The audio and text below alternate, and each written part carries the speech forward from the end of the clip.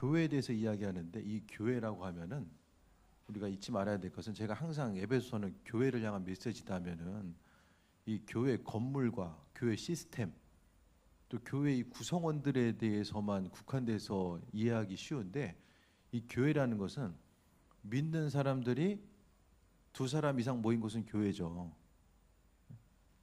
물론 뭐 우리 10년 가운데 그리스도께서 거하시기 때문에 교회도 되지만은 성경적인 온전한 의미성의 교회는 내 이름으로 두세 사람이 모인 곳에 주님께서 함께 하신다는 말씀하셨잖아요. 그것이 바로 교회입니다. 그러니까 믿는 사람들이 모여서 어떠한 삶을 어떻게 살아가야 되는지를 말씀하고 있는 것이 바로 본문의 내용입니다. 바울은 그 에베소서를 통해 보면 먼저 서신 가운데 계속해서 이제 감사의 내용을 많이 표현하고 있어요. 그래서 하나님의 인도하심, 성부, 성자, 성령의 은혜 가운데 함께하심에 대해서 감사하면서 그는 주 안에서 너희의 믿음과 모든 성도를 향한 사랑을 나도 듣고, 그러니까 바울이 감사했던 것은 에베소 교인들이 믿음이 있었고 서로 서로를 향한 사랑의 그 마음, 그 모습 자체가 있었기 때문에 먼저 감사의 모습에 대해서 표하고 있는 것에 대해서 보게 됩니다. 그러니까 교회 공동체에는 그리스도를 향한 믿음과 그 믿음 있는 사람들은 그분의 온전하신 사랑 자체가 교회를 통해서 각각의 속한 곳에서 표출될 수밖에 없음을 이야기합니다. 16절 보면 내가 기도할 때에 기억하며 너희로 말미암아 감사하기를 그치지 아니하고 라고 합니다. 기도할 때마다 감사하기를 그치지 않았다. 그러니까 우리가 기도하는 것들 가운데서 그 기도의 중심 내용이 그 감사가 되어야 된다는 것에 대해서 말씀하고 있습니다. 누나 가지고 넘어진 분 계세요 오늘? 넘어지셨어요? 네. 그래도 어쨌든 간에 교회를 모일 수 있는 거 그렇지 않습니까? 그 눈 오는 날씨 가운데서도 사고 안 나고 모일 수 있는 것 자체 항상 감사할 것을 찾으면 너무 감사할 게 많죠. 그러니까 부정적인 것만 찾으면은 그러니까 똑같이 넘어져도 그래도 어디 부러지지 않아서 감사하다. 근데 옆 사람은 안 넘어졌는데 나만 넘어졌어. 그래서 이제 좀 마음이 좀 열이 받아. 그러면은 똑같은 상황 가운데서 좀 달라지는 거죠. 근데 믿는 사람들은 항상 이 감사의 모습 그걸 잃어버리면은 그 표정이 바뀌고 삶이 변화되는 것은 이 감사의 모습을 통해서 이게 가능한 것 같아요. 그러니까 날마다 순간순간마다 감사할 수 있음이 은혜인데 바울 사도는 기도할 때마다 감사를 그치지 않았다라고 이야기합니다. 사도 바울은 어떻게 기도했을까요? 그러니까 바쁘면 바쁠수록 힘들면 힘들수록 계속해서 그는 사역 가운데 그의 사역 가운데서 기도 사역. 그러니까 사도 바울의 사역은 복음 전파의 사역이잖아요. 복음 전파의 사역은 다시 이야기하면은 전쟁터예요, 전쟁터. 날마다 전쟁하는 거예요. 영적 전쟁을 계속해서 이제 행하고 있는 것이 또 지금 이 시대의 모습입니다. 서로가 가지고 있는 영토를 빼앗기 위해서 사단은 그가 가지고 있는 영토를 넓히기 위해서 또 우리는 우리 가진 것을 빼앗기지 않고 더욱더 넓혀 나가기 위해서. 그 이슬람에 보면은 이란인가요? 그런 얘기 들었는데 뭐 이슬람 지도자들이 대책회의한다는 거예요. 기독교인들이 점점 늘어나니까 막 그 이슬람의 지도자들이 예수님 믿게 되고 또 목회자로 이제 전향하게 되고 어떻게 전향했냐 물어보면 어떻게 예수 믿게 됐냐면은 벽을 뚫고 예수님이 오셨다는 거예요. 벽을 뚫고 예수님이 오셨대요. 초자연적인 현상이죠. 대부분이 둘 중에 하나예요. 꿈으로 만나주시던가 초제한적으로 만나주시던가 위성방송 인터넷도 많이 막히니까 계속해서 하나님은 그분의 영토를 우리가 안 보여서 그렇죠. 이 땅에서 보면은 맨날 젊은 세대들은 믿는 사람도 안 보이는 것 같은데 하지만 세계적으로 보게 되면 계속해서 하나님은 오히려 복음의 불모지 가운데서 계속해서 믿는 사람들에게 메시지를 주시고 하나님의 영토를 계속해서 넓혀 나가는 그 모습들을 또 발견하게 됩니다. 그러니까 시야를 넓게 가져야 되는 것은 세계적으로 하나님이 어떻게 일하신지에 대해서 우리가 또 깊이 보고 나아가야 됩니다. 그래서 감사를 그치지 않는 것. 그럼 바울 사도는 어떤 것에 대해서 감사했는가? 17절에 보면은 우리 주 예수 그리스도의 하나님 영광의 아버지께서 지혜와 계시형을 너희에게 주사 하나님을 알게 하시고 지혜와 계시의 영을 하나님께서 주셨다라고 합니다. 기도할 때에 기도하고 그 다음에 좀 조금이라도 좀 이렇게 개별적으로 개인 기도하실 때 듣는 시간을 좀 가져야 돼요.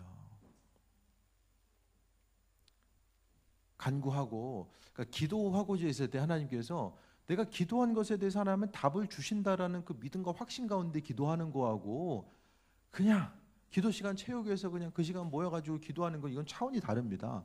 하나님을 향해서 나아가고 그 시간 하나님께서 응답해 주실 것에 대한 기대함과 소망함을 가지고 나아가는데, 하나님께서는 듣고자 하고 알고자 하는 이들에게 지혜와 계시, 하나님의 지혜, 또 하나님께서 계시의 영, 계시의 영이라는 것은 이제 원어적으로 보면 성령이에요. 성령.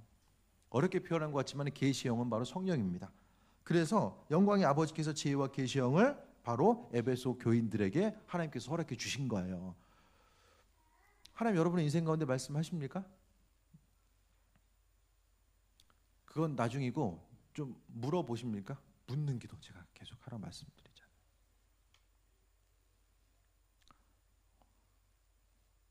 그래도 나중에 총업 가서 너 기도했냐? 물어보면은 목사님이 그런 얘기 안 했는데요. 뭐 그런 얘기는 안 할 거예요. 뭐 제가 먼저 갈지 여러분가 먼저 갈지는 모르겠지만 어쨌든 지혜와 계시형이라는 것은 하나님께 알고자 하는 이들에게, 그러니까 하나님의 지혜와 그 성령이 왜 중요하냐면은 과거와 현재와 미래를 모든 것을 통달할 수 있는 것이 바로 하나님의 능력과 계시예요. 우리는 과거의 것들, 과거밖에 모르죠. 1분 1초 앞으로의 것들은 아무것도 모르잖아요. 그러니까 하나님의 계시, 지혜와 계시형을 하나님께서 에베소 교인들에게 주셨다는 것은 지금 이 시대에도 하나님의 음성을 듣고 그 가운데서 그 인도하심 따라 나아가고자 하는 사람들에게 은혜를 주신다는 거예요. 근데 우리가 생각해 봐야 될 것은 하나님께서 우리에게 그분의 음성을 들려주셨을 때에 우리가 지금 받을 만한 준비가 되어 있는가? 마음 주셨을 때에 순종할 수 있습니까, 여러분? 들려주시고 보여주셨을 때에 그 지혜와 계시형을 주셨을 때에 그것에 대해서 감사하면서 때로는 하나님께서 보이시고 들려주셨기 때문에 더 순종하고 또 믿음으로 반응해야 될 것들이 더 많아지잖아요. 그때 우리가 그 하나님을 선택하며 나아갈 것인가? 근데 그것은 순간적으로는 좀 불편할 수 있어요. 내가 하고 싶은데 하나님 하지 말라고 할 수도 있고 나는 하기 싫은데 하나님 하라고 할 수도 있거든요. 그 부분에 대해서 우리가 믿음으로 반응하고 움직임이 있는가? 그 마음이 준비가 돼 있는 사람들에게는 하나님께서는 분명히 깨달아 알게 하시고 은혜로 임하시고 함께 하십니다.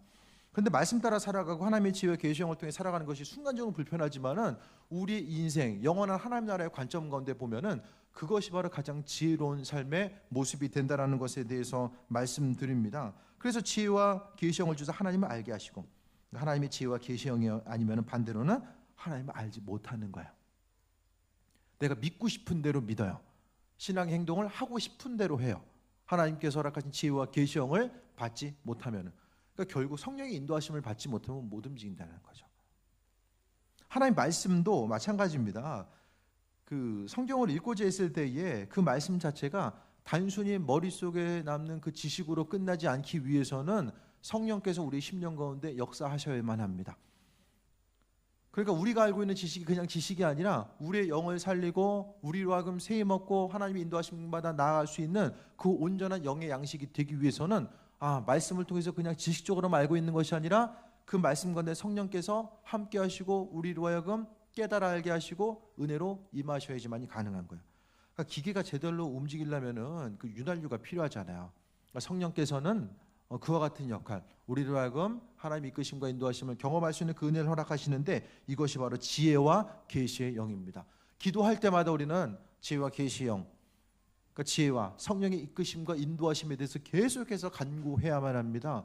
그것을 통해서 우리가 그냥 단순히 그러니까 무엇이든지 간에 그 신앙생활의 핵심은 교제거든요. 하나님과의 관계성의 교제입니다.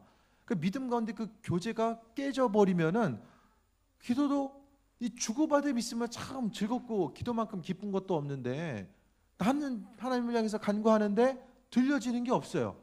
어떻게 들어 할지도 모르겠고 그렇게 하다 보면은 힘들죠. 그래서 기도해도 별로 이제 인생 가운데서 별로 기쁨도 없고 한 것으로 인해서 만족감과 오래 할 수 있는 또 꾸준히 할 수 있는 그 은혜를 경험할 수가 없다라는 것입니다. 그래서 에베소 교인들에게 감사한 것은 바로 지혜와 계시형을 하나님께서 에베소 교인들에게 주사 하나님 알게 하신 거. 우리 하나님 어떻게 합니까? 하나님이 알게 하신 만큼만 아는데 성령께서 우리 심령 가운데 일하셔서 그 하나님을 알아갈 수 있는 그 은혜를 날마다 허락해 주신다라는 거예요. 하나님은 내게 이렇게 말씀하셨습니다. 하나님 이렇게 마음을 주시고 이렇게 명령하셨습니다. 그 얘기하는 사람들 타종교 사람들이에요? 다른 종교 사람들입니까? 좀 이상한 사람들이에요? 하나님의 음성 듣는 이상한 사람들이에요? 아무렇지도 않게 얘기하잖아요. 하나님도 이렇게 말씀하셨다고.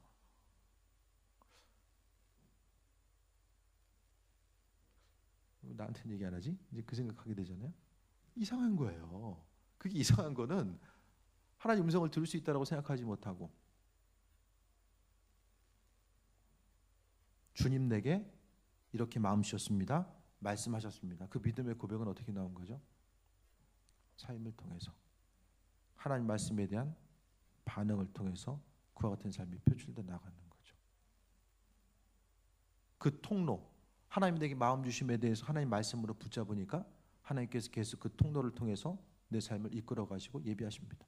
어떤 사람은 꿈과 환상과 마음의 감동과 세밀한 음성, 또 누군가의 목소리, 다양한 통로에 의해서 하나님께서는 그분의 뜻을 계속해서 밀어넣고 계신데 우리가 그 음성을 기쁨으로 받아들이고 있는가? 그것이 문제죠.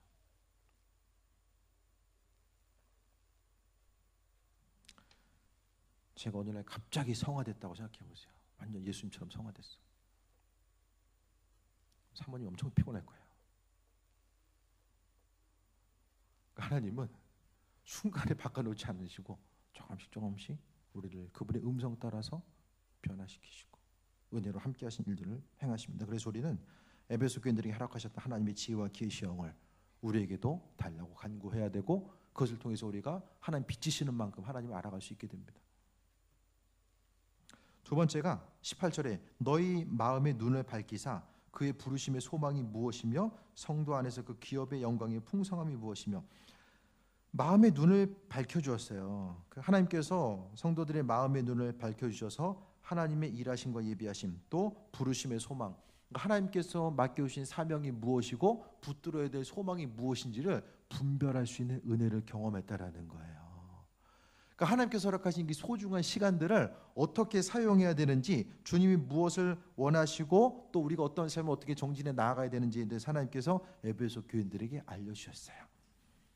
우리의 삶도 마찬가지입니다. 하나님 내 삶의 주인은 하나님 되십니다. 하나님의 도우심과 인도하심 그 예비하심 따라 내가 살길 원합니다라고 믿음으로 고백하는 이들에게 하나님은 그분의 풍성함을 비치시고 함께해 주십니다. 그리고 기업의 성도 안에서 그 기업의 영광의 풍성함이 무엇이며 기업의 영광의 풍성함이라는 것은 하나님께서 행하시고 일하심 그 온전하신 뜻 자체가 바로 우리 심령 가운데 풍성하게 거하게 됐다라는 사실을 또한 언급하고 있어요. 그러니까 하나님의 뜻이 우리의 삶을 통해서 이루어지는 것 자체에 대해서도 하나님께 또 오늘 그 바울은 에베소 교인들을 바라보면서 감사하고 있고 또 19절에 네 번째로 그의 힘의 위력으로 역사하심을 따라 믿는 우리에게 베푸신 능력이 지극히 크심이 어떠한 것을 너희로 알게 하시길 구하노라. 참 말이 어려워요, 그렇죠? 말은 어려운데 다시 한번 말씀드리면은 하나님의 그 힘과 능력 자체가 우리를 통해서 역사하시고 또 우리를 통해서 하나님께서 베풀어 주신 능력이 있다라는 거예요. 하나님의 능력은 혼자 갖고 있는 것이 아니라 그분께 중심을 두는 사람들을 통해서 세상 가운데 비춰질 수밖에 없거든요. 날마다 이렇게 주눅 들고 사는 것이 아니라 세상 속에서도 마찬가지죠. 교회 가운데서나 세상 가운데서 계속해서 주눅 들고 사는 것이 아니라 하나님의 그 위력 자체가 우리에게 역사하시고 그 힘과 능력이 우리의 삶을 통해서 표출돼 나아가는 거죠. 그러니까 주님과의 관계성이 온전히 서 있게 되면은 정말 세상 어디서 무엇을 하든지 간에 세상이 아무리 우리의 심령을 누른다라고 할지라도 그것 때문에 실족해하거나 넘어지지 않고 항상 기쁨과 담담의 모습으로 살아갈 수 있는데 그게 아니면은 하나님의 능력, 그 예비하심을 경험하지 못하면은 세상이 조금만 누르고 또 바람이 조금만 불어도 저 멀리로 날아갈 수밖에 없는 것을 이야기합니다. 기도할 때도 마찬가지잖아요. 사람이 믿을 구석이 있어야 되는데 믿을 구석이 없으면 누구나 다 마찬가지입니다. 믿을 구석이 없으면 위기가 다가왔을 때에 환난과 어려움을 이겨낼 수도 없고 또 두려움에 떨 수밖에 없다라는 거예요. 경제적으로 좀 잘 사는 사람들의 가장 염려하는 것은 무엇인지 아십니까? 건강이에요, 건강. 그거 외에는 다른 걸 별로 염려하는 게 없어요. 건강. 건강에 위기가 왔을 때에 그러니까 축구하고 운동하잖아요. 정치적으로 어떤 위치 어느 정도가 되면은 이제 운동하는 데 계속 이제 중심을 두는 거예요. 편안하게 그냥 몸을 어떻게 건강하게 살아갈 수 있을까 이제 거기만 중심되거든요. 믿는 우리들의 삶의 모습, 그렇다면 우리의 삶의 모습은 어디에 중심 두고 무엇을 바라보며 살 것인가, 그것을 좀 돌아볼 수 있게 되기를 바랍니다. 어떤 그 기도한다라는 거, 사람 믿을 구석이 있어야 되는데 뭐 가진 것이 많아가지고 뭐 그걸 믿거나 아무리 가진 것이 많아도 육신의 건강의 문제는 어쩔 수 없거든요. 그럼 무엇을 어떻게 바라보며 살 것인가? 현실에 대해서 위기와 환란의 모습은 계속해서 변하지 않고 그대로 있는데 둘 중에 하나죠. 이걸 돌파하고 앞으로 갈 것인가, 아니면은 그냥 친구 삼아 갈 것인가. 몸에 있는 질병이 있을 때에 그냥 약으로 다스리면서 이렇게 적당히 이제 뭐 친구 삼아 갈 수 있는 부분들도 있지만은 또 반드시 해결해야 될 부분들도 있잖아요. 친구 삼아 갈 수 없는 또 질병들도 있잖아요. 그 문제가 있을 때에 그 문제를 돌파하면서 갈 것인가, 아니면 거기에 문제 앞에 순응하면서 그냥 갈 것인가. 하나님 역사하시는 그 힘과 능력, 그러니까 19절에는 그의 힘의 위력으로 역사하심을 따라 믿는 우리들에게 베푸신 능력의 크심이 어떠한 것을 너희고 알게 하시기를 구하노라. 그러니까 하나님의 능력과 예비하심을 더 에베소 교인들이 경험하고 그것을 통해서 세상 가운데 세임 먹고 살아가는 그 온전한 능력을 구비할 것에 대해서 이야기하고 있는 거예요. 그러니까 하나님과의 관계성을 생각해 보게 되면 또 하나님의 시선을 통해서 세상을 보게 되고 행할 바가 무엇인지를 알게 되는데, 그분의 시선이 아니면은 눈에 보이는 내 시선 가운데서 보여지는 것을 근거로 해서 살아가고 판단하게 됩니다. 그렇기 때문에 그거 보여지는 것 때문에 주눅 들고 이렇게 또 하고 싶은데 이것 때문에 못하네, 그것 때문에 계속해서 절망할 수밖에 없다라는 거죠.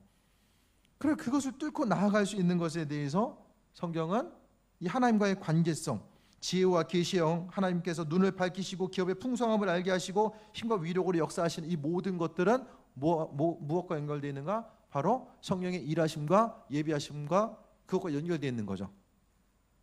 성령은 기도한 말씀 가운데 임하시는 거죠.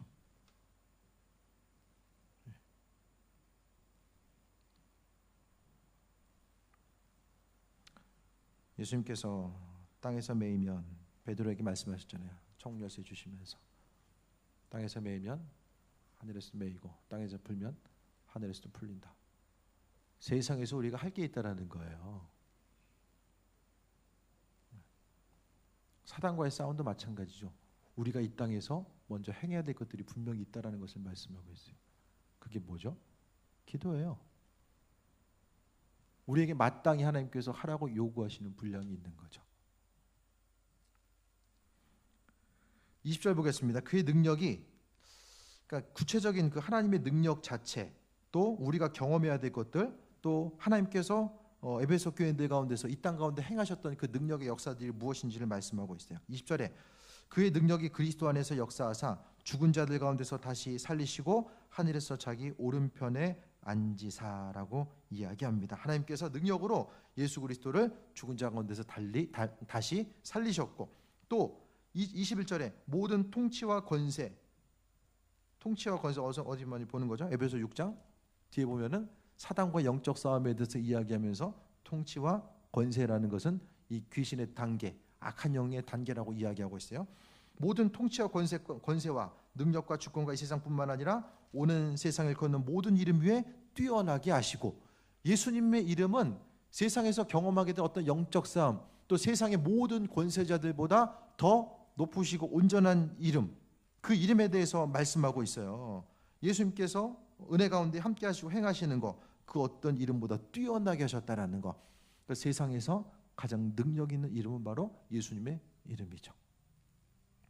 세상이 움직이고 또 악한 영의 세계, 그 견고한 진이 흔들리고 파쇄되는 이 핵심적인 언어는 예수 그리스도입니다.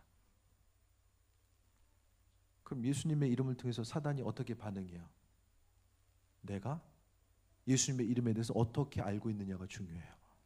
예수님과의 관계성이 중요한 거예요. 평상시 예수님 모른 척하다가 그냥 기도할 때만 예수님의 이름 쓰면은 그건 주문이죠. 부적이에요, 부적. 이게 주문 외우는 거죠. 그건 똑같은 거예요. 평상시에 예수님의 강력한 힘과 능력, 그분 안에 하나님의 생명과 모든 소생케 하는 역사들이 다 그 안에 담겨 있다라는 그 믿음과 그 믿음을 바탕으로 해서 세상을 살아가는 사람들에게는 똑같은 예수의 이름이라고 할지라도 누구에겐 주문이지만은 누구에게는 하나님의 권세와 온전한 능력과 이름이 되는 거죠. 예수님에서 똑같이 알고 있을 때 실제적인 삶의 여정 가운데서 만나게 되는 그 영적 싸움 가운데서 이 파워는 이 차이는 상상을 초월할 수밖에 없다라는 것을 말씀드립니다. 그리고 그 하나님께서 행하셨던 것 22절에 또 만물을 그의 발 아래 복종하게 하시고 그 만물 위에 교회의 머리로 삼으셨느니라. 세상 만물은 그의 발 아래 복종하게 하신다. 예수님께서 마지막 때에 이 땅에 다시 임하신다라고 말씀하잖아요. 그리고 하늘 문은 열리고 우리는 그 예수님의 임하실 것에 대해서 보게 될 때가 옵니다. 기도하고 하나님의 이끄심과, 그러니까 그것을 기다리는 사람들이 기도하는 사람들이죠. 만물을 그 발 아래 복종하게 하셨대요. 세상 모든 만물을 우리가 그렇게 신경 쓰고 생각하고 그 모든 일들을 생각했을 때에 만물을 예수님의 발 아래 복종케 하셨기 때문에 우리가 상대해야 될 것은 세상이 아니라 바로 그리스도 예수, 그분께서 다스리시고 통치하시기 때문에 우리가 일일이 세상 가운데 쫓아다니면서 그 문제들에 대해서 일일이 상대하지 않아도 하나님께서 만물의 주권자 되시기 때문에 그분께서 그분의 능력으로 인하여서 모든 것들을 치리하시고 우리의 삶을 정리하시고 은혜로 베푸시고 함께 하신다라는 것에 대해서 본문 가운데 말씀하고 있습니다. 그래서 그를 만물 위에 교회의 머리, 그러니까 세상 모든 만물 위에 바로 교회가 있대요.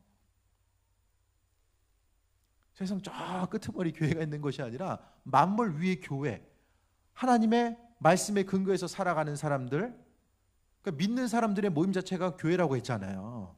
그러니까 세상 위에 하나님께서는 교회를 세워두신 거예요.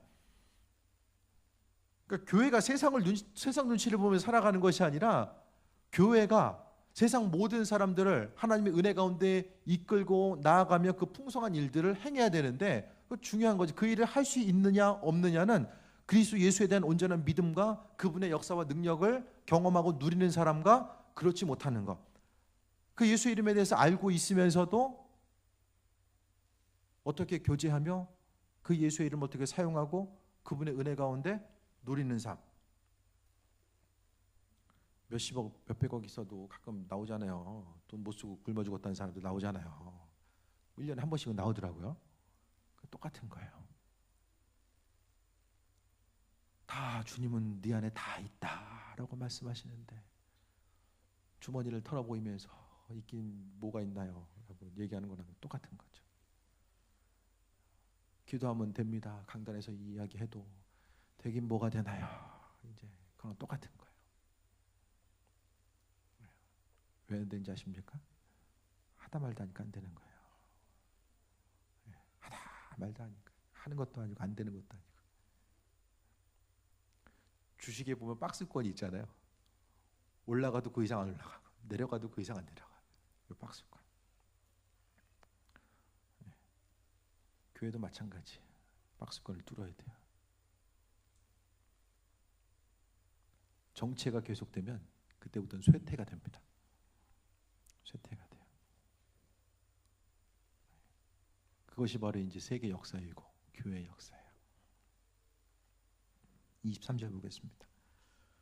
교회는 그의 몸이니 만물 안에서 만물을 충만케 하시는 이의 충만함이니라. 교회는 예수님의 몸이래요. 그 만물을 창조하신 하나님 아버지의 몸이 바로 교회래요. 그래서 만물 안에서 만물을 충만하게 하시는 이의 충만이다. 만물과 충만함이라는 이 단어가 지금 반복해서 이야기하고 있잖아요. 그러니까 교회 안은 만물의 충만함이 있는 거예요. 우리는 교회 공동체를 이제부터는 더 변화시켜 나가야 돼요. 교회를 조금 더 하나님의 말씀을 근거로 해서 우리가 새롭게 디자인했으면 좋겠어요. 새롭게. 교회가 어떻게 새로워질까요? 구약에서의 교회의 모습은 하나님의 임재를 경험하는 곳이었어요. 성전과 또 성막에서 그곳은 하나님께서 임재하셨습니다. 그래서 성전과 성막에 모여든 사람들은 하나님께서 살아 역사하시고 우리와 함께 하심을 경험한 것. 여러분 어떤 교회를 원하십니까? 주변에 보게 되면은 뭐 우리나라에 이제 다른 교회들 방문할 일들이 좀 있잖아요. 그럼 시설 정말 좋은 교회들이 많이 있어요. 뭐 다른 교회 그때 봤지만 우리 그 전도교육 받을 때도 막 강단 뒤가 막 숲이잖아요. 이 뒤가 숲이에요. 뭐 그런 교회도 있고 이제 유리로 돼 있어가지고 커튼 열리면 숲이 보이는 거예요. 정말 시설을 잘하는 교회들이 많이 있어요. 교회가 뭘까? 교회 공동체가 뭘까? 그것이 교회 공동체가 되기 위해서는 중요한 것은 이 건물을 넘어서서 하나님의 임재하심을 교회 공동체 가운데서 경험할 수 있는가? 그게 핵심이거든요. 그러니까 교회 공동체를 통해서 교회에 앉아서 있으면 하나님의 임재하심과 예비하심, 주님께서 오늘 내 심령을 만져주시고 하나님께서 이 예배를 내 입술의 고백을 통해서 받길 원하시는구나. 또 교회 공동체 가운데 하나님의 임재가 있어서 온전한 치유와 회복이 나타나고 또 말씀을 모르고 또 말씀을 받아들이지 못한 사람들, 정말 말씀 뭐 안 믿어지는 사람은 어쩔 수가 없잖아요. 강제로 집어넣을 수 없잖아요. 하지만은 성전 가운데서 앉아 있을 때에 하나님께서 그 심령 가운데 말씀으로 역사하셔서 변화시키시고 그리스도 예수의 사람으로 만들어가는 것. 그게 어떤 꿈 같은 얘기가 아니라 그 역사 가운데서 하나님의 부흥을 경험하고 하나님의 행하심에 대해서 기대함과 소망을 가지고 그분의 일하심을 바라보고자 했었던 교회들을 통해서 나타나는 이 공통적인 현상입니다. 그러니까 무엇을 하든지 간에 그냥 참여하는 데 의를 두는 것이 아니라 그와 같은 그 교회 공동체의 모습은 하나님의 임재를 간절히 바라고 주님 이곳에 임하시며 내가 하나님의 살아계심과 예비하심을 경험하고 앞으로 나아가길 원합니다라고 하는 그 기대함과 소망함을 가지고 나아가는 거죠. 미국에 보면은 국제 기도의 집이라고 있어요. 그곳은 이제 조그만 기도의 집으로 시작했다가 상당히 이제 커졌죠. 그래서 계속해서 24시간 연주팀이 있고 또 기도가 끊이지 않고 24시간 계속 1년 내내 이어지는 곳이 있어요. 그 모델이 바로 이제 한국에도 있어요. 한국 기도의 집이라고 있어요. 한국 기도의 집에서도 동일하게 예배가 일어나게 되고, 그러니까 기도의 집과 연결된 것은 이스라엘의 회복과 또 북한의 회복, 또 마지막 때의 주님의 오심, 이런 것들이 이제 다 연결돼서 움직이게 되는데, 그것을 통해서 보게 되면 24시간 계속 하나님께 기도하는 건데, 중요한 것은 거기 이제 그 담임하는 목사님이 얘기하시는데 24시간 그 시간 채워서 기도하는 게 중요한 것이 아니라 그 시간을 통해서 하나님의 임재가 그곳에 있는가 없는가가 훨씬 더 중요하다라는 거예요. 우리가 기도할 때도 마찬가지거든요. 서로 기도하다 보면은 누군가는 기도했을 때 그 기도를 통해서 앞에 있는 계속 사단의 기도를 방해하거든요. 끊임없이 방해합니다. 날마다 기도가 즐거우신 분, 드라마 보는 것보다 기도가 즐거우신 분, 참 이상하죠. 기도는 항상 우리로 하여금 의지를 동원해야 되고, 무슨 좀 일이 있어야지 가서 좀 기도하게 되고, 사단이 많은 부분 우리로 하여금 방해하거든요. 그러니까 교회 공동체라는 것은 서로 협력해서 나아가야 되는데, 어떤 교회에서 협력은 일 도와주는 것이 아니라 그것을 넘어서서 누군가가 기도했을 때에 앞으로, 그러니까 이제 사단이 막고 있는 그 길들을 누군가는 기도를 통해서 더 열어가야 되고, 그 열려진 길들을 또 믿음이 조금 연약하고 기도가 힘든 사람들은 그 길을 또 따라가면서 함께하는 거죠. 우리가 통성으로 기도할 때도 마찬가지예요.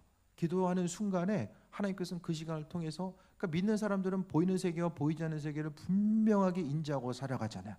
그러니까 기도하는 그 기도를 통해서 누군가는 그 영적인 세계 가운데 영적 싸움을 하게 되고, 또 그 가운데서 하나님의 임재와 예비하심을 바라보는 것. 다니엘서를 보게 되면은 기도의 제목이 바사구 군대 때문에 기도 응답이 느꼈다라고 이야기하잖아요. 기도하는 가운데서도 계속해서 영적 싸움은 계속해서 일어나게 되는 거죠. 딴 생각하고 졸게 만들고 끊임없이 기도하고 난데 이거 무슨 기도했지? 돌아봐도 기억이 안 나요. 예수님은 어떻게 기도하셨죠? 교회는 예수님의 몸이라고 하는데 예수님 어떻게 기도하셨죠? 성경에 보면 예수님 기도하신 거 나오잖아요. 네. 땀방울이 핏방울 되게. 그게 어떻게 가능하죠? 죽어라고 통성 기도한 거예요. 제가 봐서는 중얼중얼하다 간 게 아니라 죽어라고 통성 기도한 거예요. 예수님의 기도. 그게 단서죠. 어떤 사람들은 통성 기도하면 하나님 귀가 먹었냐, 살살 기도 못 듣냐. 아니, 하나님의 아들 예수님도 사역 감당하시기 위해서 죽어라고 지금 핏방울이 땀방울이 핏방울 되게 기도하셨는데, 그 피조물 된 우리가 물론 조용히 기도, 더 깊은 기도의 단계는 말없이 기도해도 하나님의 인도하심과 예배하심을 경험하시는 그 단계가 있어요. 근데 그게 처음부터 되냐? 아니라니까요. 그러니까 여러분 기도의 단계가 수준이 지금 어디인지를 좀 잘 파악을 하셔야 돼요.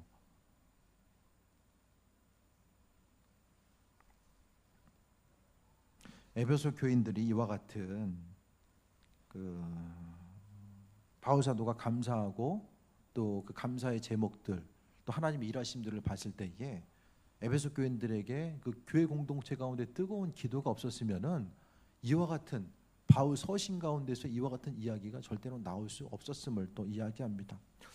교회 공동체 앞으로 에베소서가 교회에 대해서 이야기하는 것이라고 한다면, 앞으로 우리가 이 눈에 보이는 교회, 또 믿는 사람들의 모임에 있는 이 교회를 우리가 어떻게 이 교회 가운데서 앞으로 나아갈 수 있을까를 좀 생각해 볼 수 있게 되기 바랍니다. 교회는 세상과 달라야만 합니다. 세상과 교회가 똑같으면 사람들이 교회를 왜 오겠습니까? 교회는 교회만이 구별되는 한 가지 아주 중요한 핵심적인 요소가 있는데, 그게 바로 예수님이죠. 예수님께서 교회 가운데 역사하셔서 그분께서 이 교회 공동체를 통해서 그분의 일들을 행하신다라는 거야. 그러니까 그 일들을 우리가 감당하기 위해서는 지역사회를 위해서, 또 하나님 나라의 확장을 위해서 계속해서 끊임없이 기도해야 되고, 힘들고 어려운 누군가가 있을 때에 인간적인 위로의 말보다는 정말 기도함을 통해서 하나님을 경험하게 되고, 그러니까 우리가 사람들과의 관계성 가운데 뭘 크게 해줄 게 별로 없어요. 하나님께서 친히 움직이시고 행하시는 게 훨씬 더 빠르거든요. 그것이 바로 온전한 기도의 모습입니다. 교회 공동체 가운데 기도의 모습이 끊이지 않고 하나님의 살아계심과 인도하심을 경험하고, 힘들고 어려운 일이 있을 때 할 수 있으면 하고 못하면 포기하고 넘어가는 것이 아니라, 우리가 할 수 없는 일들이 너무나 많이 있잖아요. 그것을 주님께서 행하실 것에 대한 기대함과 소망함을 가지고 살아가는 거죠. 그래서 이 교회 공동체에 왔을 때 하나님의 임재하심을 경험하게 되고, 하나님 함께 하시는구나, 그분께서 일하시는구나. 그것이 바로 온전한 교회 공동체죠. 그 하나님의 임재하심을 경험하기 위해서는 교회가 뭐 지하에 있으나 그냥 빌딩 끝에 있으나 그게 중요한 것이 아니라, 이 교회 가운데서 하나님의 시선이 있고 기도하고자 하고 하나님을 전심으로 사랑하고 예배하고자 하는 자리에 모여지며 그걸 통해서 주님께 영광 돌리고 하나님을 경험하고 그 경험함이 모아지고 모여져서 또 세상에 나가서 증인된 삶을 살고자 하는 것이 교회의 공동체의 모습입니다. 교회 예수님이 빠지면은 공통점이 없으니까 사람들의 생각이 다 다르죠. 그러니까 그 예수님 기도로 산화되지 않으면은 사소한 거에 목숨 겁니다. 사소한 거에 문제 생기고, 그러니까 더 이상 교회가 안 되는 거예요. 다시 한번 말씀드립니다. 에베소서를 통해서 23절에 교회는 그의 몸이니 만물 안에서 만물을 충만하게 하신 이의 충만이다. 교회 안에 충만함이 있대요. 만물의 충만함이 다 교회에 있대요. 그래? 우리가 세상 가운데 승리하는 모든 것들이 다 교회에 있대요. 여러분의 삶의 여정 가운데 주님의 은혜와 충만함 느끼고 나아갈 수 있게 되길 바랍니다.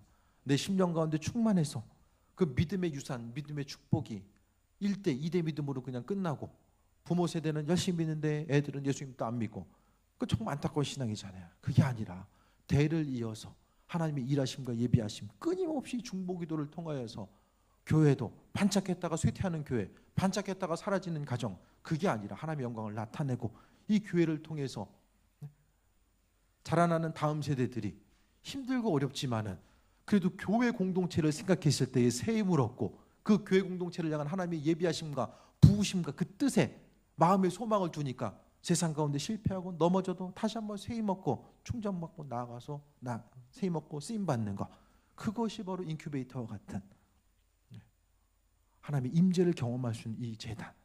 그것은 뭐 한두 사람의 노력을 되는 것이 아니라 끊임없이 하나님께 온전히 예비하고자 하고 찬양으로서 영광 돌리고자 하고 전심으로 하나님의 임재하심을 기대하고 간구하고자 나아가는 그 심령 가운데서 하나님은 부어주십니다. 눈에 보이는 것이 전부가 아닙니다.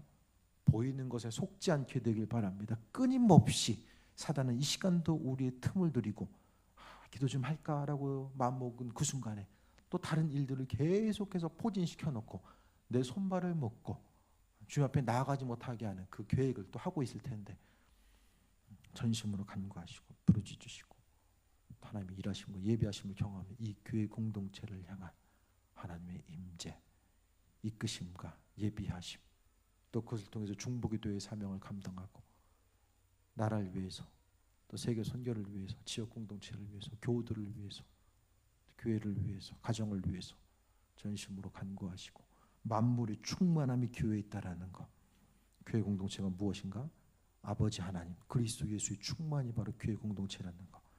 교회를 향한 여러분의 뜻과 생각과 관점, 그 모든 것을 이제는 다시 한번 새롭게 갱신하시고 아버지의 마음을 품고 하나님께서 교회를 사랑하시고 그리스도께서 교회를 사랑하신 것처럼 우리의 심령 역시 하나님을 사랑하고 교회를 사랑하며 앞으로 달려가는 귀한 삶이 되시길 축원드립니다. 찬양하고 기도합니다.